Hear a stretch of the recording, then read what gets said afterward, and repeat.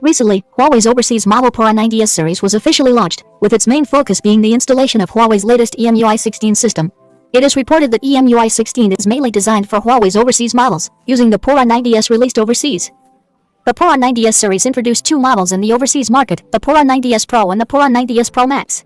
The highlight of both models is that they are equipped with the Kirin 9030S chip and EMUI 16.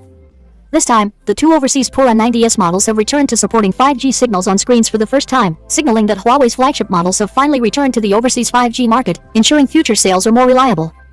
Additionally, it can be seen that these overseas models are equipped with EMUI 16. It is still based on AOSP and does not leave the factory. EMUI 16 supports HarmonyOS 5.6 API 23-like features. Although it lags behind pure HarmonyOS systems like API 24 in China and upcoming HarmonyOS 7 API 26, its functional experience is still reliable. It also supports Android applications, which significantly boosts Huawei's overseas model layout. We believe Huawei's flagship models will achieve further breakthroughs in overseas markets in the future. Stay tuned.